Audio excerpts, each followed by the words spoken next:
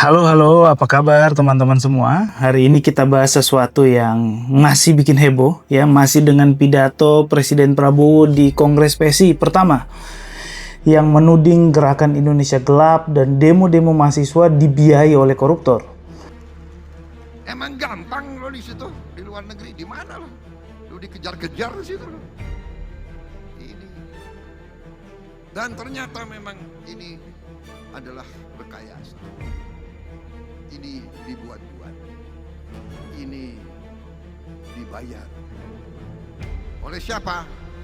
Oleh mereka-mereka yang ingin Indonesia selalu gaduh. Indonesia selalu miskin. Ya. Koruptor-koruptor itu yang biayai demo-demo itu.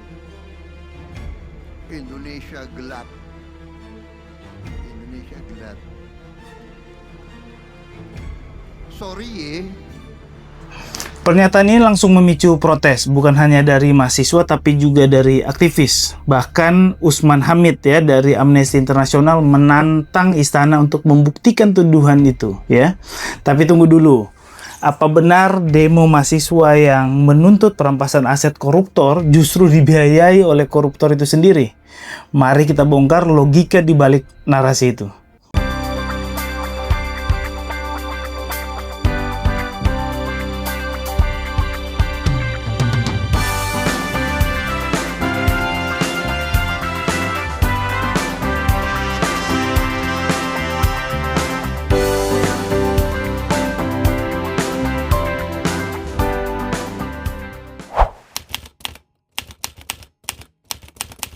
Indonesia belum terang, kawan-kawan.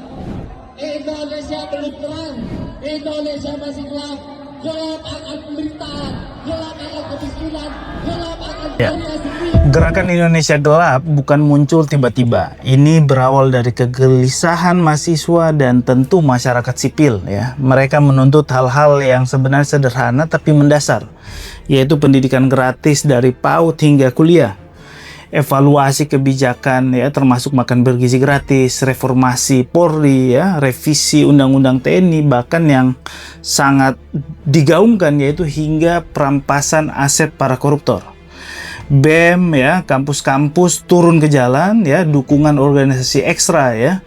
Itu juga terlibat, ada LBH di sana, ada ICW dan organisasi masyarakat sipil lainnya tentunya ya. Mereka semua membawa spanduk ya, wajah-wajah koruptor. Mereka menolak demokrasi yang makin darurat. Nah, kalau demo itu menuntut koruptor dirampas asetnya atau dimiskinkan, masa iya koruptor yang mau mendanai demo yang melukai dirinya sendiri?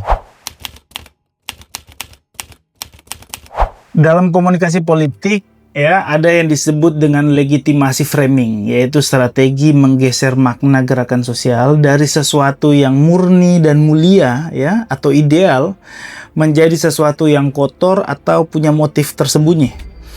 Ini biasa dipakai dalam pola-pola penguasa untuk melemahkan public trust, ya, tentu pada protes publik. Kita masih ingat tahun 1998 gerakan mahasiswa dituduh ditunggangi asing ya. Jauh sebelum itu di era masih di Pak Soeharto, di era pembangunan ya, yang berlawanan dituduh tidak pro pembangunan. Kalau masih ngeyel disebut komunis. Di beberapa negara seperti Mesir, Belarus dan banyak negara lain protes sipil dicap sebagai agenda musuh. Ya, tentu tujuannya apa? Untuk trust issue ya, untuk meruntuhkan legitimasi dari gerakan itu.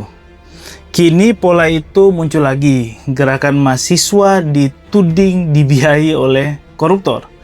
Kalau kita mau lihat berbagai literatur, ini teknik klasik ya, yang bisa dijelaskan oleh beberapa konsep ya, salah satunya oleh Noam Chomsky ya, tentang manufacturing consent ya.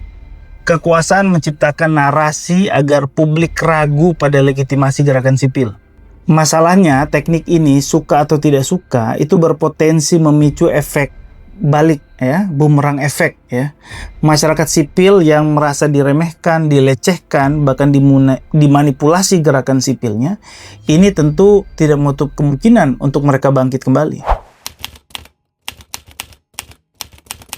Ironinya kalau mau cari siapa koruptor besar ya, justru banyak yang ada di lingkaran kekuasaan lama. Ada menteri, ada komisaris, ada orang dekat kekuasaan lama itu ya, bahkan beberapa yang pernah ditetapkan menjadi tersangka ya. Jadi pejabat, kemudian kalau koruptor disebut mendanai demo, siapa yang dimaksud ya? Jangan lupa perusahaan media yang dituduh terkait pendanaan ya, saya nggak mau menyebut nama medianya, itu juga dimiliki oleh orang-orang yang juga dekat dengan kekuasaan. Narasi presiden kita, Pak Prabowo, akhirnya terlihat seperti membalikan logika ya. Mahasiswa yang menuntut perampasan aset koruptor justru dibilang alat koruptor ya. Sementara pejabat yang jelas-jelas dekat dengan koruptor itu aman di kursinya. Gerakan sipil ibarat bara ya. Kalau ditiup dengan tuduhan, bara itu bisa membesar. Saat mahasiswa merasa dilecehkan, mereka bisa makin solid gerakannya ya. Seperti teori mobilisasi perlawanan ya, tekanan dari atas justru akan menguatkan solidaritas dari bawah. Delegitimasi bisa gagal kalau rakyat melihat fakta lapangan ya. Misalnya krisis pendidikan, mahalnya biaya hidup ya, lapangan pekerjaan, dan tentu korupsi yang merajalela. Kita bisa lihat gelombang protes di Chile, Hong Kong, bahkan Prancis. Saat penguasa memakai narasi delegitimasi, hasilnya malah bumerang efek. Makin banyak orang yang simpati pada gerakan itu. Dan jangan lupa masyarakat sipil Indonesia punya sejarah panjang melawan narasi penguasa. Dari reformasi 98 sampai berbagai aksi termasuk reformasi di korupsi. Jadi benarkah demo Indonesia gelap dibiayai oleh koruptor? Ini hanya narasi gelap yang dibisikkan kepada Pak Prabowo oleh orang-orang yang di sekitarnya. Kita nggak mau lagi presiden kita ini dibisiki oleh hal-hal yang mungkin saja salah ya. Kalau memang ada bukti, tunjukkan. Kalau tidak, tuduhan ini hanya akan memperkuat perlawanan sipil. Karena gerakan rakyat bukan soal uang, tapi bagaimana mereka membela martabat. Karena dari baliho-baliho itu mereka cetak sendiri ya. Isi bensin sendiri. Ya, kemudian makan sendiri, nggak ada nasi kotak di sana. Ini sangat organik gerakannya.